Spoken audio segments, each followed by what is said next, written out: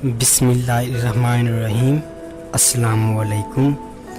मेरा नाम मुदस्सिर बॉस है और आज मैं अपने फाइवर के 5वें लेक्चर के साथ हाज़िर हूँ। तो बिस्मिल्लाह करके अपना लेक्चर स्टार्ट करते हैं। फ़र्स्ट ऑफ़ ऑल आप अपना ब्राउज़र ओपन कीजिए और उसमें वही fiverr.com टाइप कीजिए। देन आफ्टर टाइपिंग fiverr.com अपना अकाउंट लॉगिन कीजिए। अकाउंट लॉगिन करने के बाद आप ऐसे ही कुछ पेज पर आ जाएंगे, ठीक है। और जो मैंने पिछले लेक्चर में आप लोगों को सिखाया था वो था कि आप फाइवर पर अपनी गिग कैसे बना सकते हैं। उसमें हमने गिग भी बनाई थी। तो गिग बनाने के बाद फिर मैंने आपको ये सिखाया था कि फाइवर की गिग का टाइटल किस टाइप का होना चाहिए जो इफ़ेक्टिव भी लगे।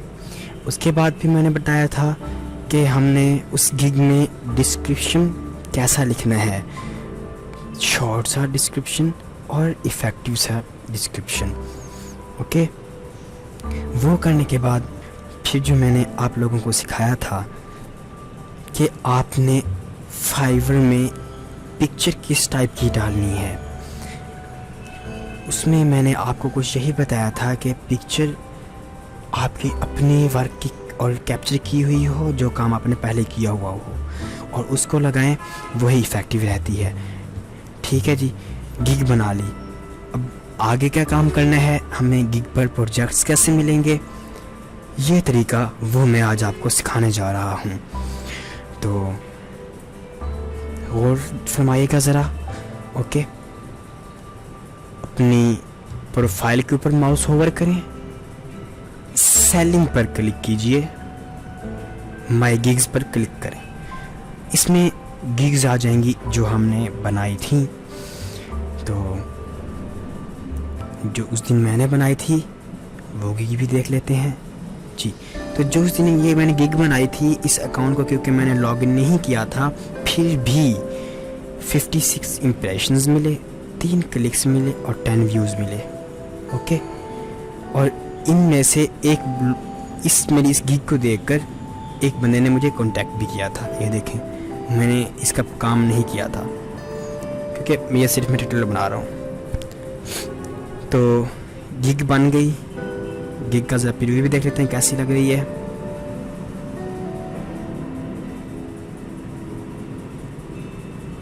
ये रही हमारी वो गिग जो हमने उस दिन बनाई थी।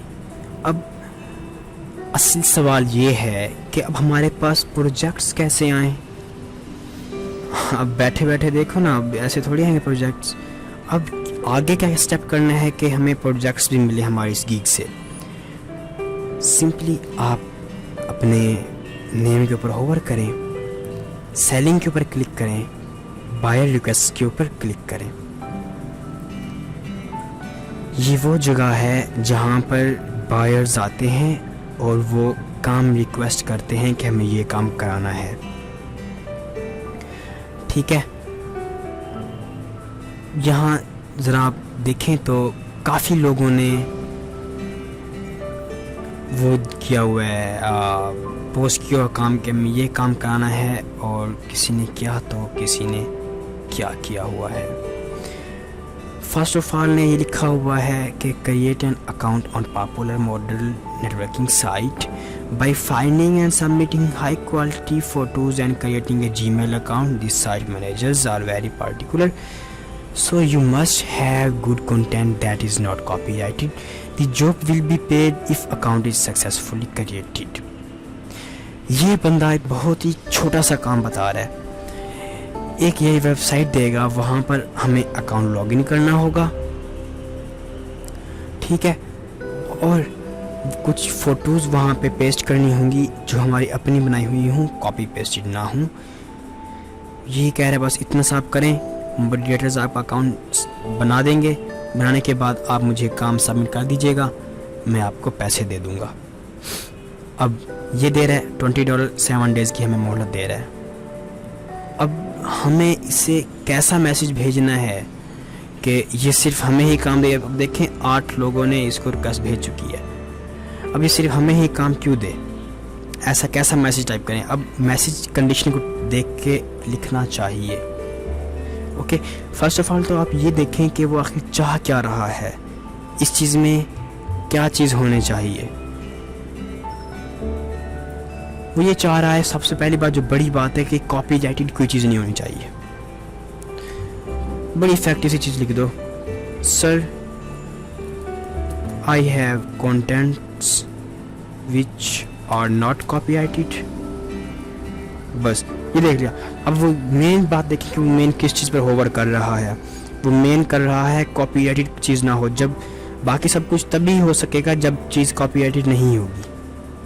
ठीक है, अब ये देखें कि मेन बात क्या कर रहा है। फिर उसी बात को टाइप करें, सर कि मैं ऐसा कर सकता हूँ। लेट से अब उसने कहा ना कि मुझे कॉपीराइटेड चीज़ें नहीं चाहिए। मैंने कह दिया जनाब मेरे पास ऐसी चीज़ें हैं जो कॉपीराइटेड नहीं है, जो मेरी बनाई हुई है। वो इसको पहली लाइन जब ऐसे पढ़ेगा ना, आगे पढ़ना पसंद करेगा।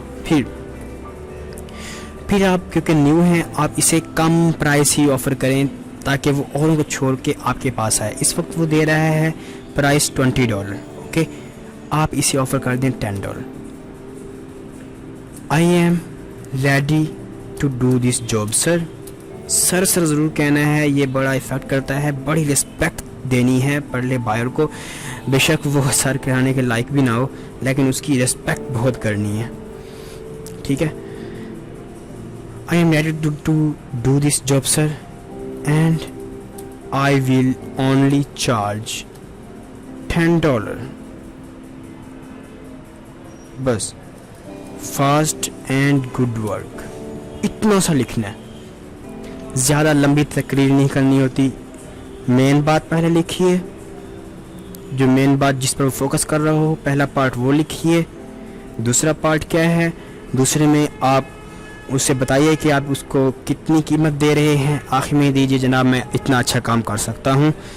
डन, ये कर लिया। फिर पार्ट आता है डिलीवरी टाइम। ये वो टाइम होता है क्योंकि फाइवर है, यहाँ पर फिक्स टाइम होता है। अगर आपने उस टाइम से पहले अपना काम इसे सबमिट ना कराया तो आपकी फाइवर की रैंकिंग कम हो जाएगी।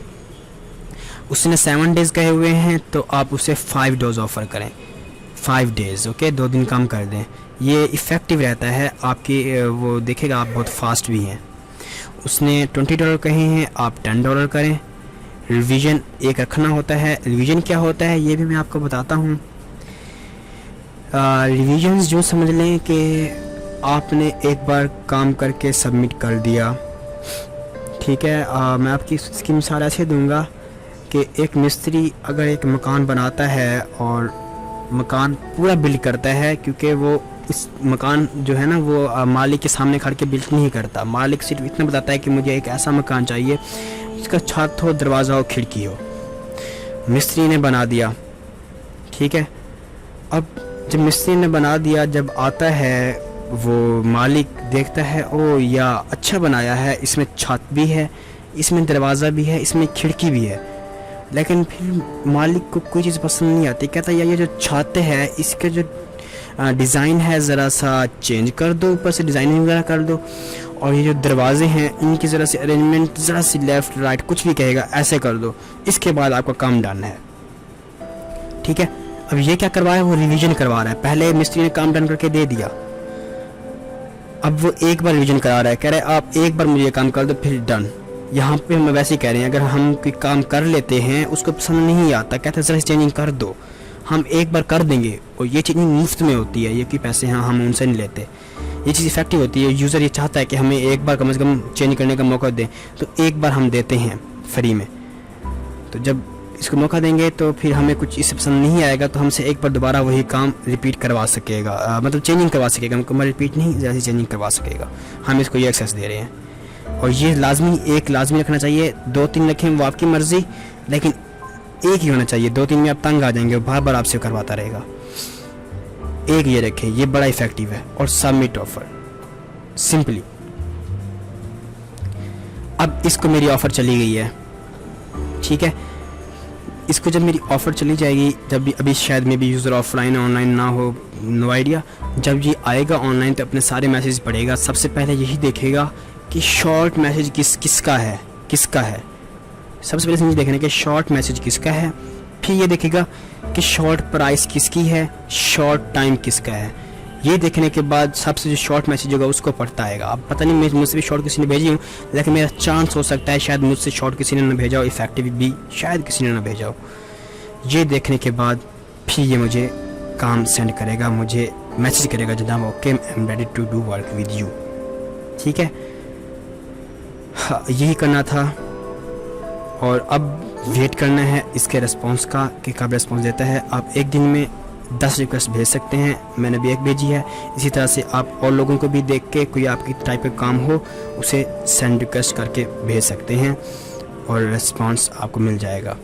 अब बीइंग ए पाकिस्तानी, आप लोग भी शायद अच्छी तरह जानते होंगे आउट ऑफ कंट्री में मेरे ख्याल में इस वक्त में भी नाइट हो, मेरे यहाँ इस वक्त दिन के 1 बज रहे हैं, वहाँ पर में भी रात के 9 या कितने बज क्या टाइम हो कोई अंदाज़ा नहीं है। तो मेरी आप लोगों को यही सलाह होगी कि हमारे यहाँ शाम के 8 बजे से 12 बजे तक, ठीक है ना, वो टाइम होता है जहाँ पर जिस वक्त अंग्रेज़ मोस्टली फ्री होते हैं और वो यहाँ पर फाइवर पे बैठे होते हैं। 8 से 12 बजे तक तब आप रिक्वेस्ट सेंड करें इन लोगों को, तब आपको रिस्पांस मिलने का रिस्पांस मिलने के ज़्यादा चांसेस होते हैं। ठीक है जी, फिर से मैं आपको रिपीट कर दूं, आपने बायर को रिक्वेस्ट कब सेंड करनी है? 8 से 12 बजे के दरमियान। इस वक्त अंग्रेज़ जाग रहे होते हैं।